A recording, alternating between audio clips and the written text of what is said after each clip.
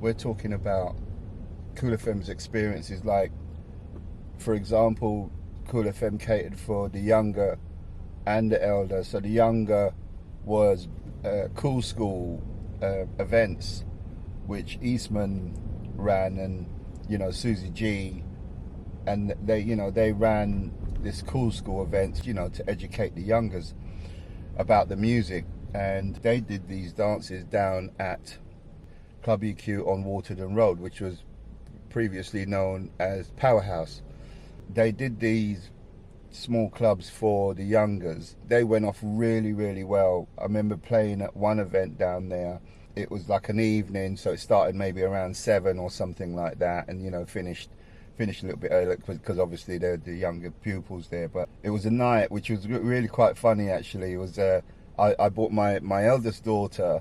She was perhaps around 14 at the time, maybe even younger. She might have been like 13 or so. I got to the rave with her, and I asked Susie G to look after her for a moment while I went up into the rave. And Susie G, like, no problem, just go in and do your thing. And I went upstairs, and I was standing in the main arena, just like to the back. I saw someone come up the stairs, and I could just see this head floating around, and it was my daughter. She escaped from Codex, running around the venue, looking for me, obviously. That was real funny. So I chased her down, took her back downstairs to Susie G, and Susie's like, I told I told her, and she just ran out the door. And I was like, I know, you can't help it. It was a funny time. It was really funny. But the Cool School thing was a great thing for the youngers. It was like, there was an outlet for them as well, which was great, and I think Cool FM did another Cool School event. They did a few, and they did one in Tottenham as well. I remember bringing my nephew, which is Jay Stats. I remember bringing him to the Cool School events, and they've never forgotten it. And that's what it does. That's the power of Cool FM. It's the power of what they did.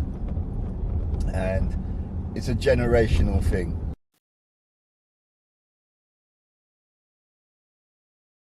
Moving on into 2003, I do recall me playing at Club Fabric.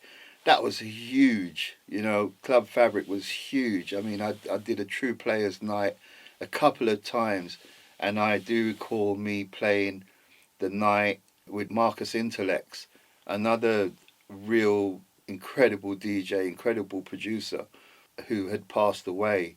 Rest in peace, Marcus Intellects, you know what I mean? Because, his tunes are incredible, you know what I mean? Anyone can tell you, that what Marcus Intellects as a producer, what he has produced to the masses is incredible. We were doing places like France, Lille, 9 Weeks on a Trot, every Thursday, religiously on the train, going to Club A1F, Club Atomics, and really making a huge mark. And I mean, people like MC Rage was with us that time, DJ Probe, IC3, and a few others that can't mention everybody, but there's a few other people there.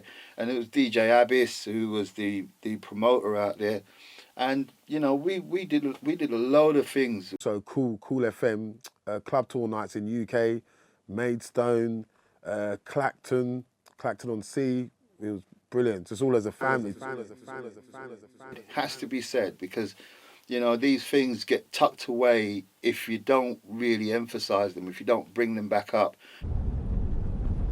Just to touch on that year was also Club Loco.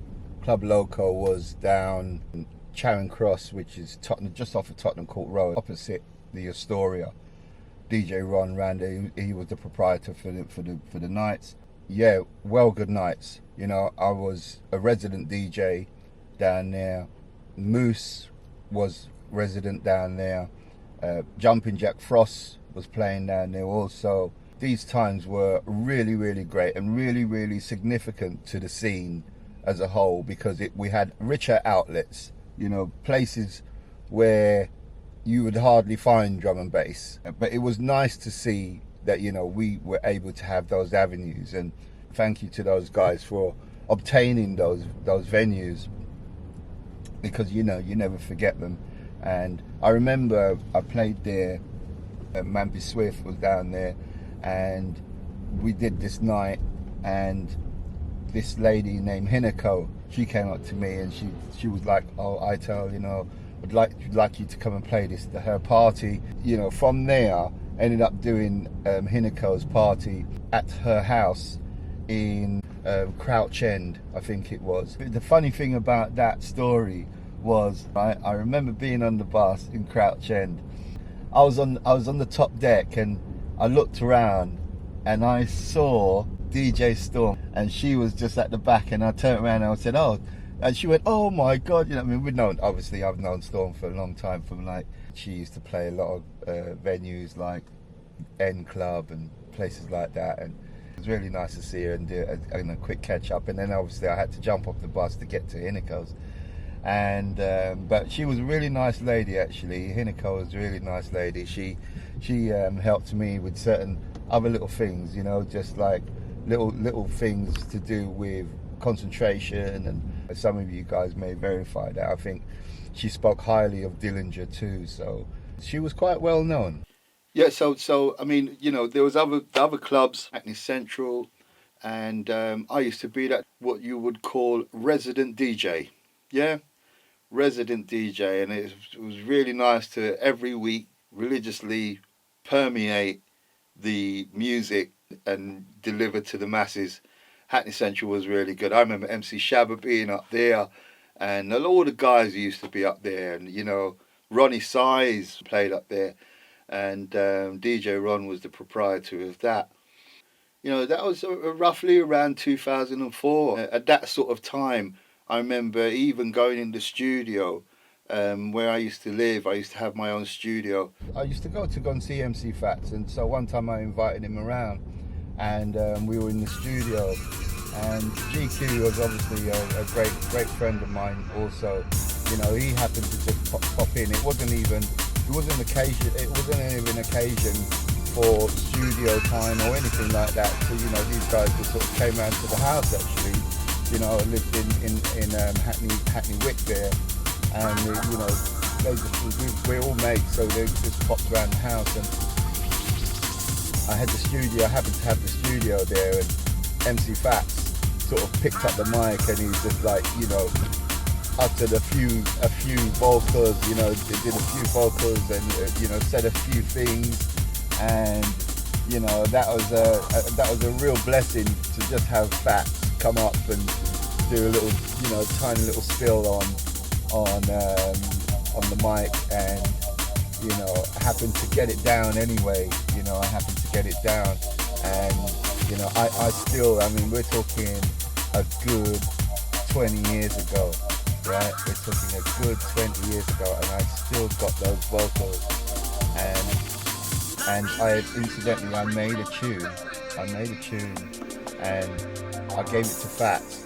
and at first it was like, hey, you know, great stuff, and then obviously after listening to it carefully, as you do, you know, Fats came back and he goes, you know, you need to change this, and you need to do this, and you need to do that, and I was like, you know, constructive criticism, and you know, I'll never forget that, because it was important. Fats was very particular about, you know, how a tune may sound, and he knew when a tune sounded great. He just knew instantly. If it sounded rubbish, if it sounded, you know what, he would just throw it to one side and tell you exactly what he was thinking. But it's like Ray Keith. Like when I used to bring my tracks to Ray Keith, and I used to want to get some real feedback, and Ray used to give me constructive criticism as well.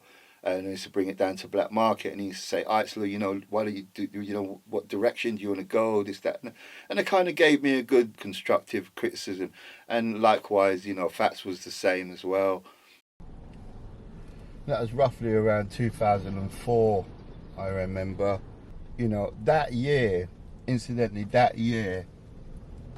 think it was Raindance's 11th birthday at SE1. Yeah, and that went off a treat.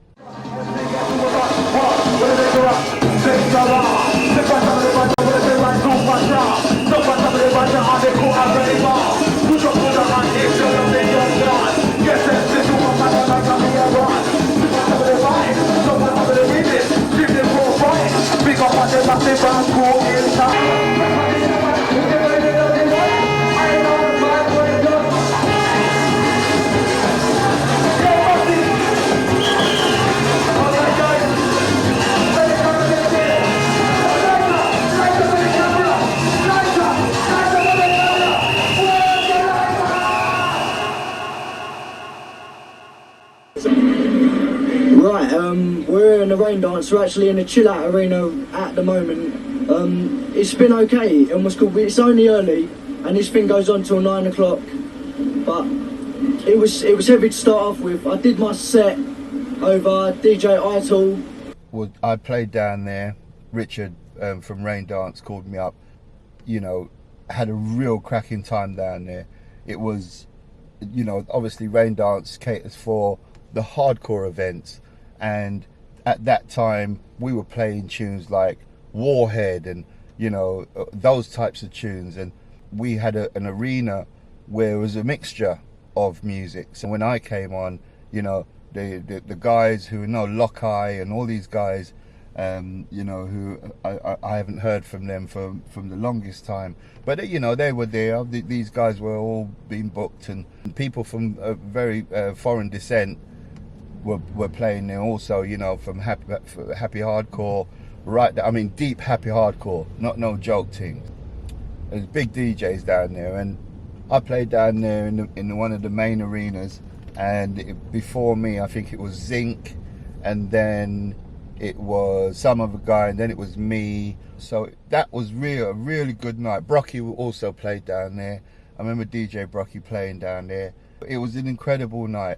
Once again, lasers, robots, you know, all sorts of figures going on down there. Raindance really brings it home to what it used to be. You know, they've always had that kind of authenticity about their raves, and you know, incredible times. You know, I mean, we're talking about the club was filled with people, absolutely filled with people, and these are the arches underneath, like near London Bridge. Yeah, it was a brilliant night, brilliant times, absolutely excellent times.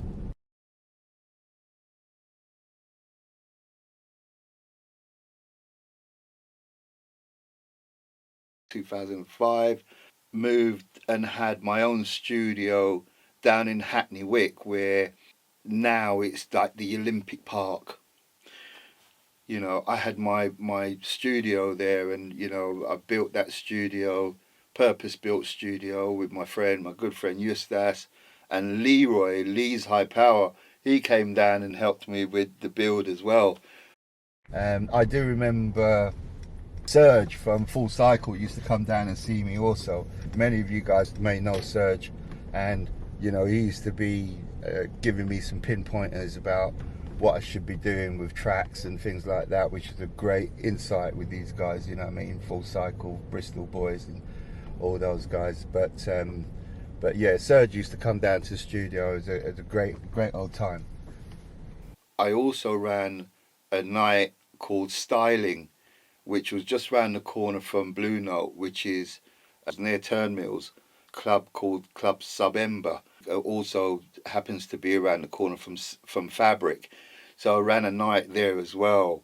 It was only, you know, just for a moment or two, but you know, started dipping my hands in different pies, and when I started to do the diverse recordings and get the studio up and running and all this sort of stuff, we also did live nights called Diverse Soul with DJ String at the bar at the corner of Hackney Empire. I had people like Uncle Doug's that came down and did a set. We had live band. We had two singers with, you know, playing piano, vocalist, guitarist, drummer. Cyril, who was a drummer, I think Cyril, DJ Ron knows him as well. Yeah, he was our drummer. So we also had a night up in Islington.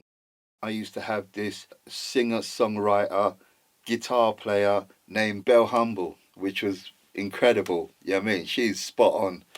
She is well known in the game of what she does. Yeah, so we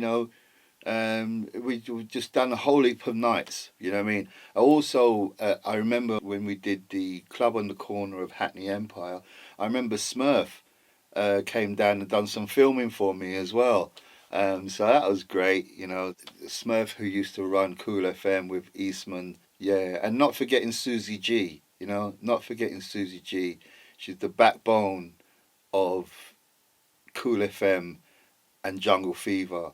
And then that sort of time around 2005, 2006, I was on Knowledge Magazine, I think one in Japan, where I had like a mix compilation, all sorts of stuff. But so like when you look at it from the early stage of what I did, by virtue of that, all this other stuff had really manifest itself to what the music had done. You know what I mean? And as I mentioned earlier on about how this music manifests itself, and the journey that it's taken is pretty incredible. Pretty incredible.